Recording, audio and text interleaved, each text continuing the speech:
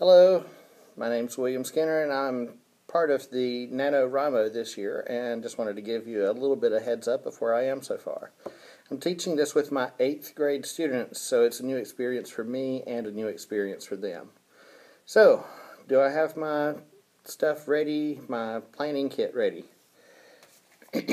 Well, for my students, I've given them an abbreviated form of the NaNoWriMo Young Novelist Workbook, as you can see here. And we started talking a little bit today about model text and just trying to give them a little bit of an idea of what we're doing, just an overview.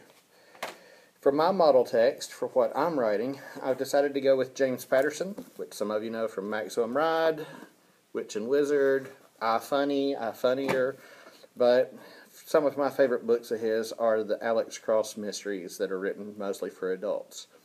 So I'm kind of fashioning mine on that. When I was a kid, there was a girl that was kidnapped and beaten and left for dead. They found her about 2 days after she went missing. And I lived in a very small town where nothing like this ever happened. So it was a huge story. It was shocking. It was something that nobody ever thought would happen to anybody that they knew. It's a story that I've kind of had in my mind for a lot of years, but not ever really thought about it until I started thinking about doing this project. And just whether it comes to anything or not, I wanted to give it a try. So while my mom's doing a little bit of research through the newspapers and the police office and everything in that particular area trying to find the rest of the details, to my knowledge, the attack has never been solved. We still don't know who did it, why they did it, anything like that. The girl that was abducted, she lived. She was in a coma for about a month or so after they found her, and she's decided to become a nurse now that she's an adult. I mean, she's a few years older than I am. When this happened, I was still a kid. I was elementary school, maybe 6th grade, I think, and I didn't know her personally, but we kind of knew about her because it was such a small town. We all knew each other. So my thought, if I'm modeling after James Patterson, I'm going to use very short chapters like he uses. I'm going to use action beginning in the very first chapter and save the backstory stuff for later on if it's needed at all, because I've got a couple of famous quotes from James Patterson and Stephen King and a few others that say backstory is not all that important. Another thing that James Patterson does, especially in the Alex Cross books and some of his other books as well, he has 2 different narrators, and I wanted to try to play with that a little bit. So one narrator, of course, is going to be the hero of the story, which I think might be a junior high teacher or high school teacher, maybe even like a early young college professor. You know, write what you know. I'm a teacher, therefore the main character is a teacher, I think. But then the other narrator is going to be the bad guy. It's going to be the perpetrator, the one that does the kidnapping and the assault and whatever else he decides to do. Mine's not necessarily going to be written for my students. It's going to be written on the adult level, I believe, but I'm still going through the same process with my students, and I wanted them to understand, hey, this is what real writing looks like. So, my project, I think I've got a lot of ideas already floating around. If I already meet my goal, which I think is going to be the 30,000 word mark for teachers, that's still not a very big one. I think that I can probably do more than that, but since I've never done it before, I just don't know. My plan is during the month of November, I have 3 weeks of school before Thanksgiving break. During those 3 weeks, at least 3 days a week, I plan on writing with the kids. So I've got 2 writing classes, about 40 minutes each. So I'll be writing about an hour and a half each day, those 3 days a week. That adds up to 5.5 to 6 hours, just me writing, just typing.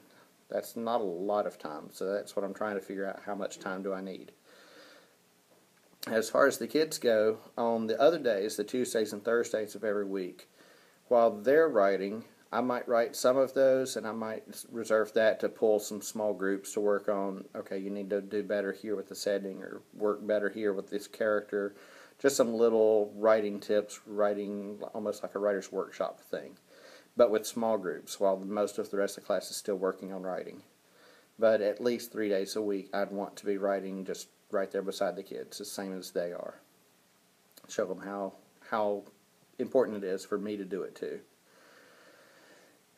As for the kids today, like I said, we just started with the planning, just started with kind of like an overview of it, talking about model text. Of course, I teach 8th graders, and I teach students that are still, some of them still learning the English language a little bit better, but I've got a lot of really unmotivated students. So I have some that say, yeah, I'm going to make a copy of The Lorax by Dr. Seuss. I'm like, you might want to set your sights a little higher than that.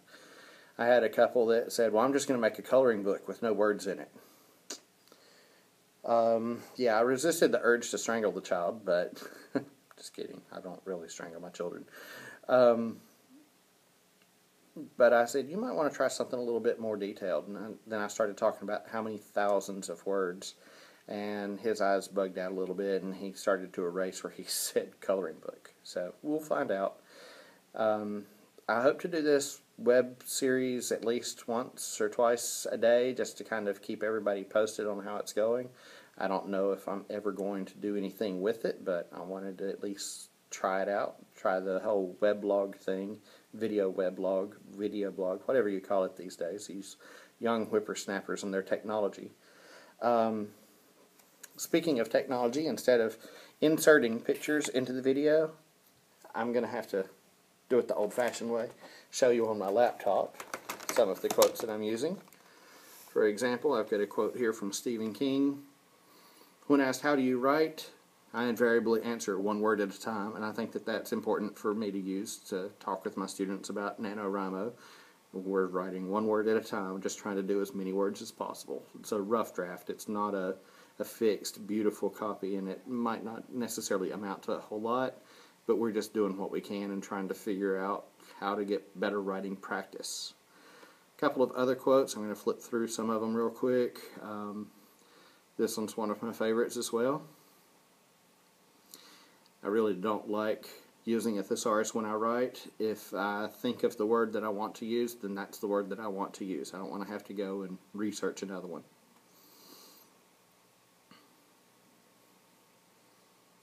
I got a lot of quotes from J.K. Rowling as well, and from Neil Gaiman, like this one.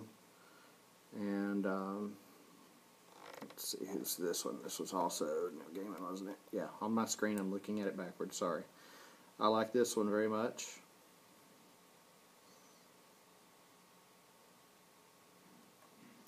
And let's see, description begins in the writer's imagination, but should finish in the reader's. That's hugely important to me as well.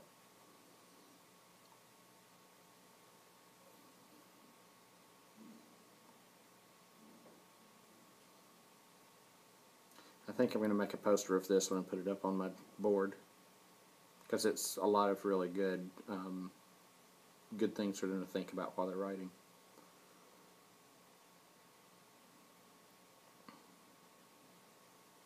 Maya Angelou is another writer that I really respect a lot.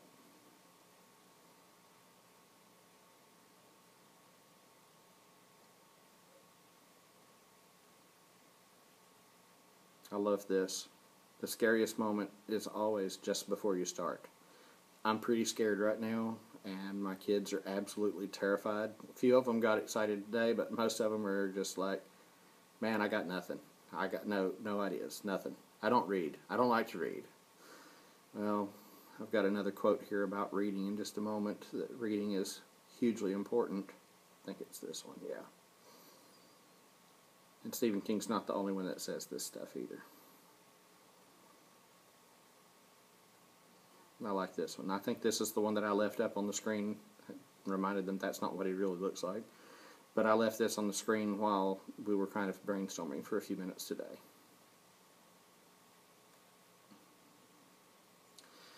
Alright, well, that gets us all the way around on today's selection.